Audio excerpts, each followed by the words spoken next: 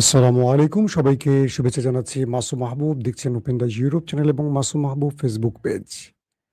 একটা বড় খবর আছে আপনাদের জন্য, বলতে পারেন বিগ ব্রেকিং খবর। ছোট করে খবরটা দিতে চাই কারণ লাইভটা জাস্ট ৮ টায় শুরু করতে চেয়েছিলাম।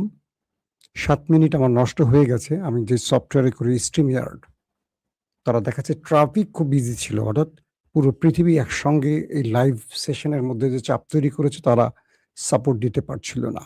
এটি আজকে আমার সাথে ১ম হয়েছে। হরমুজ প্রণালী এখন যুদ্ধের মূল কেন্দ্র। এটা দখল নেবে কে? আমেরিকা না ইরান? এই প্রশ্নের মধ্যে আমেরিকা বারবারই অ্যাডভেঞ্চার করে যাচ্ছে। কখনো রাডার সিস্টেম অফ করে দিয়ে ওয়ারশিপ পাঠাচ্ছে ইরানের ভেতরে আক্রমণের জন্য। ইরান পাল্টা জবাব দিলে পালিয়ে যাচ্ছে। আবার কখনো ড্রোন পাঠাচ্ছে। ইরান সেই ড্রোন ভূপাতিত করছে। কখনো রিফুয়েলিং ট্যাঙ্কার পাঠাচ্ছে। হঠাৎ করে সেই রিফুয়েলিং ট্যাঙ্কার রাডার থেকে গায়েব। পরে জানা গেল সেটাও ধ্বংস। এবার সবচেয়ে বড় ধাক্কাটা খেল মার্কিন যুক্তরাষ্ট্র। সেটি হলো হরমুজ প্রণালী থেকে মার্কিন যুক্তরাষ্ট্রের সবচেয়ে শ্রেষ্ঠ গর্বের F-35 পঞ্চম প্রজন্মের যে যুদ্ধ বিমান হঠাৎ করে নিখোঁজ হয়ে গেছে। ইরানের জলরাশির উপর থেকে বলা হচ্ছে আমেরিকার সবচেয়ে পাওয়ারফুল যুদ্ধ বিমান F-35 এটি হরমুজ প্রণালী থেকে হঠাৎ করে নাই হয়ে গেছে, রাডার থেকে আউট হয়ে গেছে। কি হয়েছে এটার সাথে? আসলে বিশ্লেষণগুলো খুব পারফেক্ট আসছে না। এই খবরটি কিছুক্ষণ আগের খবর, এখনো বাংলাদেশে কোনো গণমাধ্যম কোথাও আপনারা দেখেন নাই, হয়তো পরে পাবেন। একটু তুলে ধরি বিষয়টা আসলে কিভাবে কি হয়েছে। হরমুজ প্রণালী এখন যে কোনো ভাবে আমেরিকা তার দখলে নিতে চায়, কারণ এখানে যদি আমেরিকা হেরে যায় ইরান বিজয় লাভ করবে। আরবের চাপ হলো যে কোনো ভাবে হরমুজ খুলে দাও, নতুবা আমেরিকা তুমি আরব ছেড়ে যাও। শব্দটা আবার বলছি, আরবের নেপথ্যে, আরবরা বা গালফ কান্ট্রির নেপথ্যে আমেরিকাকে শর্ত দিয়ে দিয়েছে, হরমুজ প্রণালী ইরানের হাত থেকে খুলে দাও অথবা তুমি আরব ছেড়ে চলে যাও। তোমাকে $1 ট্রিলিয়ন দিয়ে আমরা বসিয়ে রেখেছি এই অঞ্চলে, আর তুমি এক ইরানের সাথে লড়াই করে পারছো না, সাথে ইসরায়েলকেও নিচ্ছ তাও পারছো না, আমরা সাপোর্ট দিচ্ছি তাও পারছো না। এক ইরানের কাছে তোমার পরাজয়ের অর্থ হলো আগামী দিন তুমি আমাদেরকে রক্ষা করতে পারবে না, কারণ তুমি নিজেকে রক্ষা করতে পারছো না। এরপর ডোনাল্ড ট্রাম্পের যে নেভি একাধিকবার তারা হরমুজ প্রণালীতে ইরানের জাহাজকে টার্গেট করেছে, পরক্ষণে ইরান তাদের জাহাজকে টার্গেট করেছে। আজকের লেটেস্ট খবর কি জানেন? আরেকটা, ওমান সাগরে মার্কিন যুক্তরাষ্ট্রের একটি তেলের ট্যাঙ্কার প্রবেশ করেছিল। ইরান সেখানে তার কমান্ডো বাহিনী পাঠিয়ে, IRGCর নেভিকে পাঠিয়ে, নৌবাহিনীকে পাঠিয়ে কমান্ডো স্টাইলে মার্কিন যুক্তরাষ্ট্রে সেই জাহাজকে দখল করেছে, আটক করেছে। আমেরিকার তেলের ট্যাঙ্কার ইরান আটক করে ফেলেছে। তাহলে কোথায় আমেরিকার অবস্থা ইরানের কাছে, বুঝতে পারছেন? এরপর গত এক সপ্তাহের মধ্যে বড় দুটো খবর আসছে। হরমুজ প্রণালীতে গোয়েন্দা ড্রোন পাঠিয়েছিল আমেরিকা, সেই ড্রোনটাও আর ফিরে যায়নি, ধপাস হয়ে গেছে, ইরান তাকে ধপাস করে দিয়েছে। দ্বিতীয় গুরুত্বপূর্ণ খবর আসছে, মার্কিন যুক্তরাষ্ট্রের অনেক মূল্যবান একটি রিফুয়েলিং ট্যাঙ্কার হরমুজ প্রণালীতে প্রবেশ করার পর সেটাও নিখোঁজ হয়ে গেছে, নিখোঁজ হয়ে যাচ্ছে। মনে হচ্ছে হরমুজ প্রণালীতে ওই যে একটা কি আমাদের রহস্যজনক বারমুডা ট্রায়াঙ্গেল নাকি আছে, এরকম কিছু একটা ইরান বানিয়ে রেখেছে, আমি মজা করে বলছি। আর আজকের সবচেয়ে বড় যে খবর, আমেরিকার F-35 রাডার থেকে নিখোঁজ হয়ে গেছে। আসলে এটার ভাগ্যে কি ঘটতে পারে? কয়েকটি বিশ্লেষণ আসছে, মার্কিন যুক্তরাষ্ট্র 7700 ইমার্জেন্সি যে কন্ট্রোল, সেখানে তারা লাস্ট বার্তাটি পাঠিয়েছে, বিমানটির কন্ট্রোল হারিয়ে ফেলছে, অর্থাৎ F-35 770-তে ইমার্জেন্সি কলের মাধ্যমে আমেরিকা জানতে পেরেছে তাদের F-35 হরমুজ প্রণালীতে ঢোকার পর। এটার আর কোনো খবর নাই। এটা কি ক্র্যাশ হয়েছে? এটা কি ধ্বংস হয়েছে, নাকি এটা সাগরের পানিতে ডুবে গেছে? এর কোনো উত্তর কেউ জানে না। আসলে এটার সাথে হয়েছে কি? আমেরিকা বলছে অন্য কিছু। ইরান এখন পর্যন্ত চুপ, কারণ ইরান এটি ধ্বংসের দাবিও করছে না, এটাকে ছেড়ে দেওয়ার দাবিও করছে না। ইরান একদম চুপ। পূর্বের রিফুয়েলিং ট্যাঙ্কার বলি, ড্রোন বলি, সেক্ষেত্রে ইরান চুপ। ইরান এখানে কিছু কৌশলে কাজ করে। প্রথম কৌশলটি কি ইরানের? কারণ এখন দু দেশের মধ্যে যুদ্ধবিরতি চলছে, সিজ ফায়ার চলছে। ইরান কোনোভাবেই অ্যাটাক করলেও বলবে না তারা করেছে। যেমন আরব আমিরাতে অ্যাটাক করে ইরান চুপ, বলেনি আমরা অ্যাটাক করেছি, কিন্তু আরব আমিরাতে ধোলাই চালিয়েছে। তবে কিছু ধোলাই ফলস ফ্ল্যাগ অপারেশন হতে পারে। বিভিন্ন বিশেষজ্ঞরা বলছেন F-35 হরমুজে ঢোকার পর এটার মধ্যে এমন কোনো অ্যাটাক হয়েছে, ইনভিজিবল অ্যাটাক, যেটা কোনো মিসাইলের মাধ্যমে নাও হতে পারে। ক্লিয়ার না, এটা আমেরিকা হয়তো জানাবে বা জানাবে না। এইসব জায়গায় আমেরিকা আর জানায় না কখনো। আমেরিকা ইরানের ইস্পাহানে যে অপারেশন চালিয়েছে, যেই পাইলটকে উদ্ধারের জন্য তারা অপারেশন করেছিল, আজও কি সেই পাইলটকে কোনো গণমাধ্যমে দেখেছেন সে বেঁচে আছে না মরে গেছে, উদ্ধার করতে পেরেছে কিনা? 2 নম্বর, ইস্পাহানে অপারেশনে আমেরিকা কয়েক ডজন যুদ্ধ বিমান, ড্রোন, হেলিকপ্টার ইউজ করেছে। কয়টা ফিরে গেছে এই হিসাব আমেরিকা দেয়নি। 3 নম্বর, শত শত সেনারা, কমান্ডোরা প্রবেশ করেছিল, কয়জন বেঁচে ফিরতে পেরেছে সেই হিসেবও আমেরিকা দেয়নি। এই হিসেব আমেরিকা কখনো দেবে না। যে ড্রোন এবং রিফুয়েলিং ট্যাঙ্কারের কথা বলেছি, সেগুলোর ভাগ্যে কি ঘটেছে আজও কি আমেরিকা বলেছে? বলেনি। এখন F-35 দুটো বিষয় হতে পারে। এক, ইরান ইনভিজিবল অ্যাটাক চালিয়ে এটাকে শেষ করে দিয়েছে। হতে পারে অন্য কোনো অ্যাটাক, মিসাইল, ড্রোন, এইটা এখন ধারণা করা হচ্ছে না, কারণ ইরান এই বিষয়ে চুপ। এখন তাহলে কি হতে পারে? অর্থাৎ এটি ইরানের জলসীমায় ঢোকার পর ইরান এমন কোন টেকনোলজি ব্যবহার করছে যেটা ইরান এখন শত্রুকে বলতে চায় না, কিন্তু শত্রু জানুক সে সেটা চায়। খুলে বলছি, ইরানের যিনি এয়ার চিফ, তিনি বলেছেন যে আমরা আমাদের পুরো রাষ্ট্রের গুরুত্বপূর্ণ জায়গাগুলোকে সমস্ত টার্গেট লক করে রেখেছি। কে বলছে?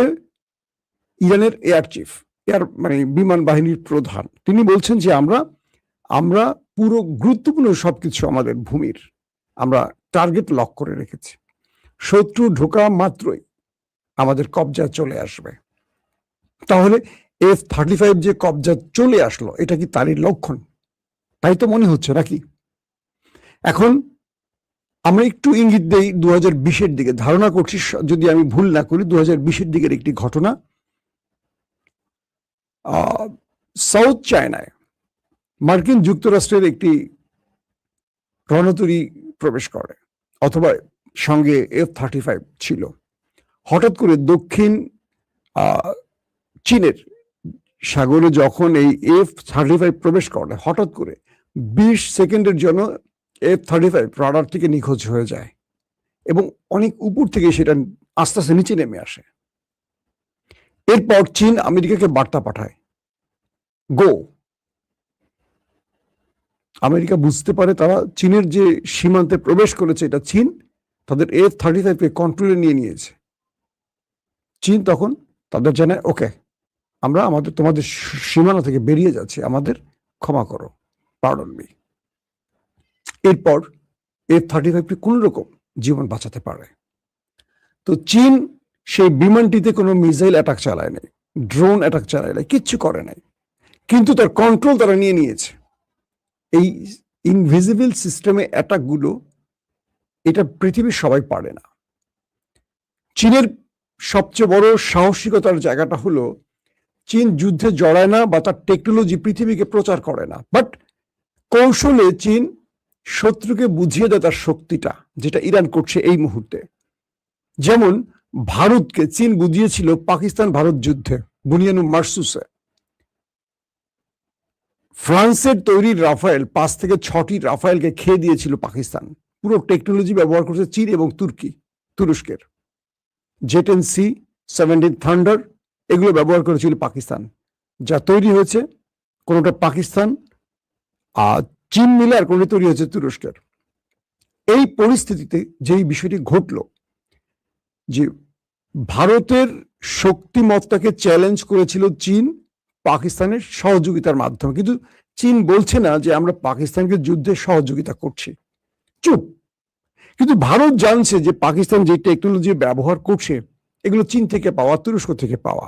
তার মানে ভারত চীনের যুদ্ধে ভারতকে তার যুদ্ধ বিমান ক্র্যাশ করে কি বলে S-400 ধ্বংস করে, তার ব্রাহ্মস মিসাইল স্টোরেজ ধ্বংস করে ভারতকে কয়েক ঘন্টার মধ্যে নাকানি চুবানি খাইয়ে দিয়ে প্রমাণ করে দিয়েছে চীনের হাতে আসলে কি আছে। কারণ পাকিস্তানের যা আছে তা চীনের হাতেই আছে। ভারত বুঝে গেছে চীন কি কি করতে পারে। তো এখন চীন যে কাজটি করছে, ইরানকে দিয়ে কোনো ইনভিজিবল অ্যাটাক করছে, সফটওয়্যারগত টেকনোলজি বা ENPS যেটাই বলি না কেন, ইলেকট্রনিক্স ওয়ারফেয়ারে বহু কিছু এখন আপডেট হয়েছে যে আমরা অনেক কিছু জানি না। কিন্তু আমেরিকা তার সর্বোচ্চ টেকনোলজি ব্যবহার করছে ইরানের বিরুদ্ধে, সেটা আমরা দেখছি। কারণ ডোনাল্ড ট্রাম্প যখন বলছে এবার আমি নিউক্লিয়ার অ্যাটাক করবো, তার মানে সব ব্যবহার হয়ে গেছে আমেরিকার।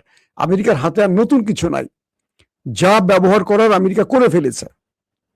যদি বাকি কিছু থাকতো তাহলে সে নিউক্লিয়ারের হুমকি দিত না। ইরান আমেরিকাকে বোঝাচ্ছে যে আমি তোমাকে মিসাইল মারবো না, ড্রোন মারবো না, আমি ঘরে বসে তোমার F-35 খেয়ে দিতে পারি, তোমার F-16 খেতে পারি, 17 খেতে পারি, 18 খেতে পারি। ইসরায়েলকে আমি ঘরে বসে ENPS অ্যাটাক করতে পারি, ইসরায়েলকে আমি ঘরে বসে ইলেকট্রনিক্স ওয়ারফেয়ারের জগতে যে দুর্দান্ত খেলাগুলো দেখাতে পারি, আমি সিজিল মারতে পারি, কখনো সিজিল মারবো না, কখনো আমি ঘরে বসে তাকে হ্যাক করে আমার কাছে টেনে আনতে পারি। F-35 তো ইসরায়েলে ব্যবহার করছে মার্কিন যুক্তরাষ্ট্রের কাছ থেকে কিনে নিয়ে, ইসরায়েল এগুলো ব্যবহার করছে, F-16 ব্যবহার করছে। এগুলো তো ইরান যদি এখন আমেরিকাকে হরমুজ প্রণালীতে এভাবে রাবার আউট করতে পারে বা ক্রাশ করতে পারে, যদি এই বিমানটি ক্র্যাশ হয়ে থাকে তাহলে পাইলট কোথায়, বেঁচে আছে না মরে গেছে? পাইলট কি ইরানের হাতে? যদি পাইলট ইরানের হাতে হয় তাহলে খেলা কোন দিকে যাবে বুঝতে পারছেন? এই পাইলটকে দিয়ে গেম চেঞ্জ করবে ইরান। অর্থাৎ ইরান এই যুদ্ধে কেন এখন পর্যন্ত আমেরিকাকে তোয়াক্কা করছে না, তার মূল কারণ ইরানের হাতে এমন কিছু আছে, হয় বন্ধুরা দিয়েছে অথবা ইরান নিজে তৈরি করেছে, যেহেতু এই বিষয়গুলি স্পষ্ট নয়। পাশাপাশি বারবারই খেয়াল করবেন যে ইরান তাদেরকে বলছে যে আমরা তোমাদেরকে দুটো বিষয় ছাড়া সব বিষয়ে আলোচনা করব। এক, হরমুজ প্রণালীতে কোনো ছাড় দেব না, এখান থেকে আমরা টোল নেব, এটা আমাদের কন্ট্রোলে থাকবে। এখন থেকে হরমুজ থেকে আমাদের পুরো ক্ষতি পুষিয়ে নেব। এই যে 40, 45, 50 বছর তোমরা শোষণ করেছো আমাদের উপর, আমাদেরকে তোমরা যেভাবে স্যাংশন দিয়ে রেখেছো, নিষিদ্ধ করে রেখেছো, তার পুরো ক্ষতি আমরা এখন পোষাবো তোমাদের ঠিকই টাকা নিয়ে। তুমি আমার হরমুজ প্রণালী দিয়ে ফাইবার অপটিক নিছো না, তোমার ইন্টারনেটের তার নিছো না, 10 ট্রিলিয়ন মার্কিন ডলারের তার তুমি এখান থেকে নিছো, আমি কেটে দেব। আমাকে এখন প্রতি মাসে বা বাৎসরিক ভাতা দিতে হবে, তোমাকে আর ছাড় দেব না, শুধু টাকা আর টাকা, বুঝছেন? এই পয়সা পয়সা তুমি হরমুজ দিয়ে জাহাজ নিবা, পয়সা দিতে হবে, আর ফ্রি না। তুমি আমাকে বিনিময়ে আরো একটা স্যাংশন দাও, তোমার টাকা দিয়ে আমি স্যাংশন কাটাবো। নাম্বার 2, হরমুজ প্রণালীর বাইরে আরেকটি ইস্যু আছে, তার নাম হলো নিউক্লিয়ার। আমি নিউক্লিয়ার ইস্যুতে তোমার সাথে কোনো কথা বলতে রাজি না, বাকি সব বিষয় আসে। দুটো ইস্যু ইরানকে প্রশ্ন করা হয়েছে, আপনার এত বড় সাহস, আপনি সুপার পাওয়ারের সাথে টক্কর দিচ্ছেন। ইরান কি বলছে জানেন? আমি তো সুপার পাওয়ার, আমি সুপার পাওয়ার। আপনার কি এখনো যুদ্ধের দৃশ্যপটে বুঝেনি যে আমরা সুপার পাওয়ার? ইরানকে প্রশ্ন করা হয়েছে, ইরান বলছে এই পৃথিবীতে এই মুহূর্তে চতুর্থ সামরিক পাওয়ারফুল রাষ্ট্র, মানে চতুর্থ সুপার পাওয়ার, পরাশক্তি এখন ইরান, নিজেকে চতুর্থ দাবি করছে ইরান। তার মানে ইরান এই খেলায় এতটা পথ এগিয়ে গেছে যেটা আমেরিকার হিসেব করে বের করতে পারছে না। এবং এখন পর্যন্ত যেই খবরগুলো পাচ্ছি, হরমুজ প্রণালীতে গলার কাঁটা হয়ে আটকে গেছে আমেরিকার, এবং এখান থেকে আমেরিকা কোনো মুক্তি পাচ্ছে না। আমেরিকার সামনে এখন সবচেয়ে বড় চ্যালেঞ্জ, তাকে গালফ কান্ট্রি ছাড়তে হবে। গালফ কান্ট্রি ছাড়লে মধ্যপ্রাচ্যে ইসরায়েল একা হয়ে পড়বে, সকাল বিকাল ইরান থাবড়াবে। ট্রাম্প নিউক্লিয়ার অ্যাটাক করে ইরানকে শেষ করে দিলেও সমাধান হবে না। ইরান এত বড় দেশ, যদি নিউক্লিয়ার অ্যাটাক ইরানে হয়ে বসে আজকে কি বলে আমেরিকার ভেতরে বড় কিছু ঘটনা ঘটে গেছে, এগুলো সামলাবে কি করে আমেরিকা? এক, তাদের তেল রিফাইনিং যে সিস্টেমটি আছে, তেল রিফাইনারি, সেখানে গত কয়েকদিন আগে আগুন ধরে গেছে। আজকে ঘটে গেছে প্লাস্টিক কারখানায় আগুন, ব্যাপক আকারে। বহু কিছু ইরানকে করতে হয় না, অদৃশ্যভাবে অনেক কিছু সম্ভব হয়। তো সবকিছু মিলে ইরানকে যদি নিউক্লিয়ার অ্যাটাকের দিকে আমেরিকা টেনে নিয়ে যায়, আমার ধারণা ইরান নিজেও নিউক্লিয়ার তৈরি করে রেখেছে। সেক্ষেত্রে আমেরিকা আরো বড় বেকায়দায় পড়বে। আমেরিকাকে যে কোনোভাবে আলোচনার মাধ্যমে এই যুদ্ধটা শেষ করতে হবে। এই যে আরব আমিরাত আর ইসরায়েল যে বারবার যুদ্ধের চাপ দিচ্ছে ট্রাম্পকে, এখান থেকে ফিরে ইরানের দাবিগুলো মেনে এখনই শান্তিপূর্ণ পরিবেশে এটা সমাধান করতে হবে। কারণ দিন দিন ইরানের দাবি বাড়ছে, এখন নতুন করে ফাইবার অপটিকের উপর টোল চাচ্ছে। এতদিন শুধু হরমুজে টোল চেয়েছে, দুদিন পরে আরেকটা চাইবে। সো আমেরিকাকে এই অল্প সময়ের মধ্যে টেকসই একটি সমাধান খুঁজে বের করতে হবে, নতুবা ইরান আরো দাবির ক্ষেত্র বাড়াবে। যত ইরান বিজয় পাবে ততই দাবি বাড়বে। আজকে F-35 যদি ইরান খেয়েই ফেলে, কালকে দেখবেন আরেকটা দাবি আসবে। কারণ আমেরিকা ক্রমান্বয়ে পেছনের দিকে যাচ্ছে আর ইরান সামনের দিকে যাচ্ছে। আল্লাহ হাফেজ।